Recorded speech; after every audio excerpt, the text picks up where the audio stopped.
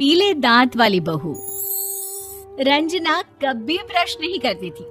उसे कितनी बार उसके माँ बाप ने डांटा, लेकिन उसका कोई असर उस पर होता ही नहीं था, जिस कारण से उसके दांत पीले पीले हो जाते हैं। शादी के बाद अरे बहू, वैसे तो तुझ में कोई कमी नहीं है, पर तेरे दांत दांत इतने पीले कैसे हैं बेटा? कैसे मतलब? कोई सर्जरी थोड़ी ना कराइए। वो तो क्या नाम, मैं ब्रश नहीं करती थी तो पीले हो गए। अब क्या करूं?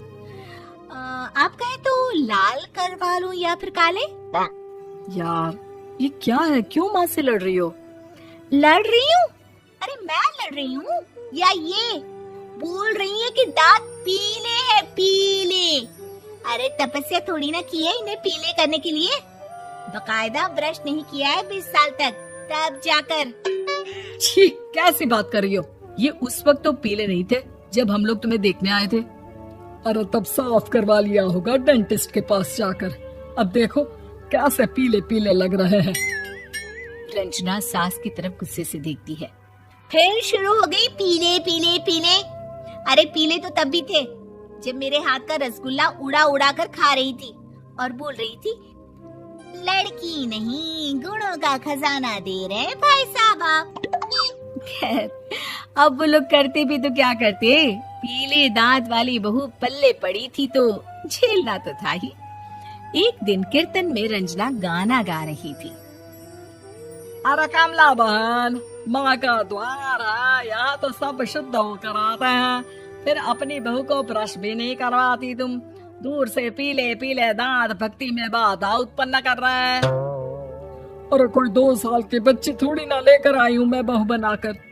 अच्छी खासी लड़की है, अरे कैसे करवाऊं ब्रश? ये तो उसे खुद करना चाहिए ना। अब माँ बाप तो इसके जैसे तैसे निपटा दिए, ये नहीं सोचा कि सास कैसे संभालेगी। सास बहू को लेकर घर आ जाती है, लेकिन सोच लेती है कि अब इसे लेकर कहीं नहीं जाएगी। अगले रोज बहू कहती है, अरे क्या हो गया, मंदिर नहीं जाना क्या? कीर्तन का वक्त हो रहा है। मेरी मधुर वाणी से कान्हा जी जागते हैं और सोते हैं। आप तो जानती है ना उनकी भक्ति में कितना मन लगता है मेरा। वो क्या है ना, तबीयत ठीक नहीं लग रही है मेरी, आराम करूंगी मैं। तबीयत ठीक नहीं लग रही? अभी तो मिथुन के गाने पर नाच रही थी आप, और अब बोल रही है कि तबीयत ठीक नहीं लग रही। अरे भक्ति में मन लगा लो सासू माँ, ऊपर जाना है, क्या मुंह दिखाओगी आप? हाँ? सास को बहू की बात पर गुस्सा आ जाता है। मैं क्या मुंह दिखाऊंगी, इसकी चिंता तो ना कर, समझी? अपने मुंह की चिंता कर, जो ये पीले पीले दांत लेकर हर जगह पहुंच जाती है। पता है लोग कितना मजाक बनाते हैं। ना जी ना, मैं नहीं जाना कहीं तेरे साथ। तो ये बात है, कोई ना, मत जाओ, मैं अपने कमरे में ही बैठकर भक्ति कर लूंगी। ऊपर वाला दांत थोड़ी ना देखता है, मन देखता है, भावना देखता है। और अरे बस बस, तू सब कुछ दिखा, बस ये सफेद चमकदार दांत ना दिखाना किसी को, है? जा यहाँ से। बहू को सास की बात का कोई फर्क नहीं पड़ता, वो तो जैसी थी वैसी ही रह जाती है। सुबह नहाकर किचन में खाना बनाना, फिर खाना खाना, कीर्तन भजन करना और सो जाना। एक दिन, माँ जी मैं सहेली के घर जा रही हूँ, शाम को लेट आऊंगी। हाँ हाँ तो जाना, मैंने कौन सा तेरी आरती करनी है घर पर बैठकर। रंजना सहेली के घर जाती है, जहाँ वो पार्टी में जाने की तैयारी कर रही होती है। अरे शिखा, कहाँ जाने की तैयारी कर रही है? मैं गलत वक्त पर आ गई क्या? अरे नहीं यार, उल्टा सही वक्त पर आई है। मैंने ये साड़ी और ज्वेलरी निकाली है यार, शाम को इनके ऑफिस की एक पार्टी में जाना है। बताना कैसा लग रहा है ये सब? नहीं यार, इस ड्रेस के साथ तो वो वाली ज्वेलरी अच्छी लगेगी। हाँ हाँ सही बोल रही है, मैंने ध्यान ही नहीं दिया। वैसे तो हमेशा से मस्त फैशन सेंस रखती है। तो बड़ा जाती होगी ना पति के साथ पार्टी में।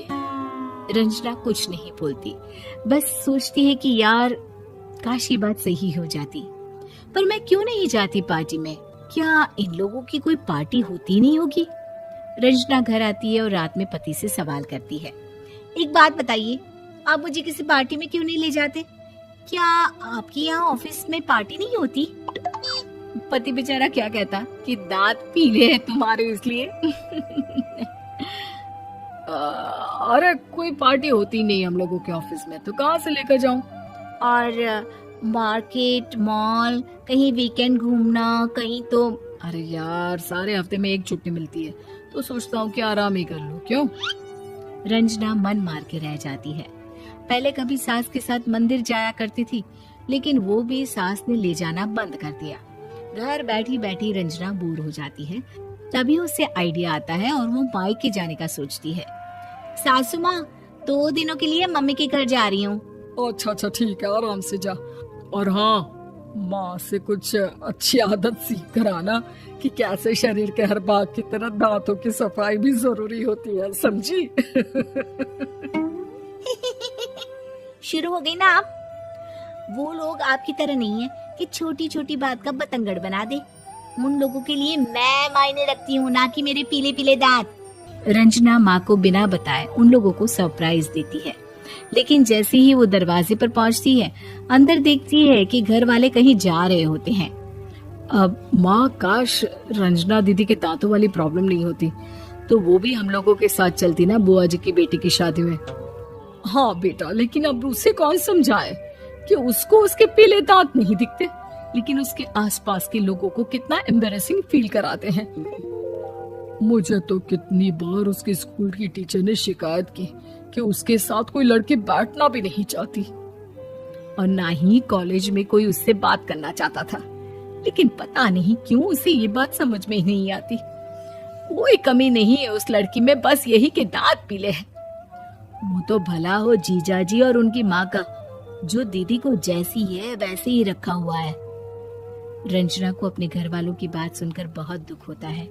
वो सोचती है कि वो क्या करे, लेकिन फिर वो सीधा डेंटिस्ट के पास जाती है, अपने दांत चमकाती है और कसम खाती है कि वो रोज ब्रश करेगी। अरे क्या हो गया? तुम तो 2 दिनों के लिए गई थी ना, पर कोई ना, अच्छा है, चलो आ गई तो। रंजना सास के सामने आकर खड़ी हो जाती है और पूरी स्माइल करती है, उसके चमकदार दांतों को दिखाती हुई। चले मंदिर। माँ, मुझे माफ कर दीजिए, मैंने आप लोगों को बहुत एम्बैरेसिंग फील करवाया। मैं आज से रोज ब्रश करूंगी।